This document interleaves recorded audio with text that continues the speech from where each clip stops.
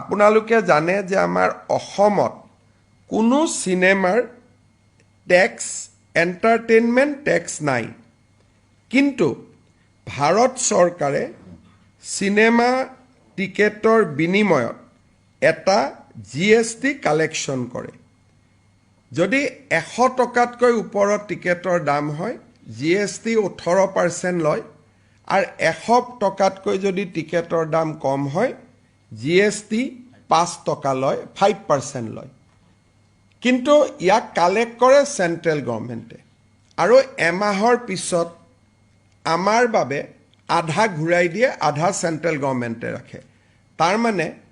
18% যদি GST লয় তাৰ 9% ৰাজ্য চৰকাৰে পায় 5% যদি GST লয়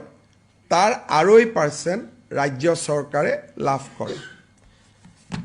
আমাৰ শিল্পী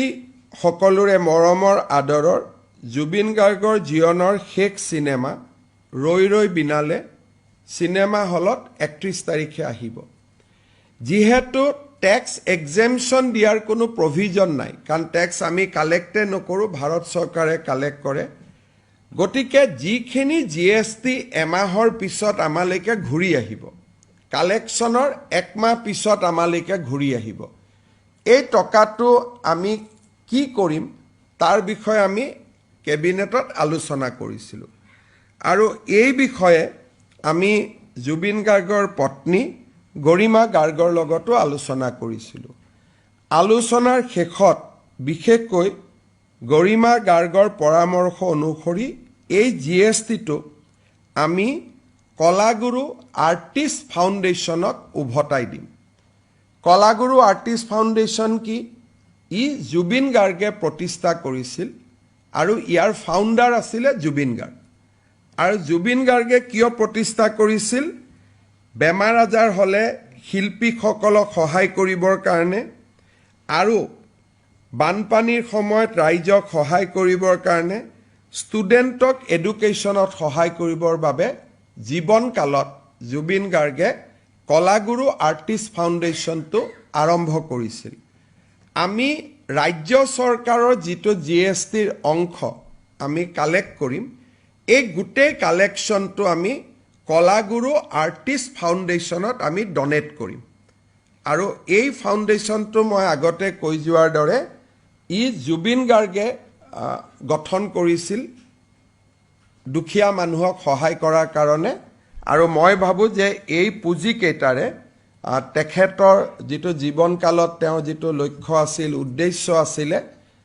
এই টকাখিনিৰে মৃত্যুৰ পিছতো তেওঁৰ আদৰ্শক জীয়াই ৰখা কামত সহায়ক হ'ব আৰু বিষয়টো আমি তেওঁৰ পৰিয়ালৰ লগতো আলোচনা কৰিছিলো পৰিয়ালেও বিচাৰে যে এই পুঁজিটো আমি জুবিন গাৰ্গক সন্মান কৰি কলাগুৰু আৰ্টিষ্ট ফাউণ্ডেশ্যনত দিব লাগে আৰু কেবিনেটে আজি তাক অনুমোদন জনায় আৰু মই লগতে এইটো জনাইছো যে অসমত আমি কোনো এণ্টাৰটেইনমেণ্ট টেক্স কালেকশ্যনে নকৰো বিভিন্ন ৰাজ্যই কৰে কিন্তু অসমত আমি এণ্টাৰটেইনমেণ্ট বা আমোদ কৰ আমি ৰাইজৰ পৰা নলওঁই গতিকে তাক ৰেহাই দিয়াৰ কথাও নাই যেহেতু আমি নিজে নলওঁয়ে এইটোৰ টেক্সি জিৰো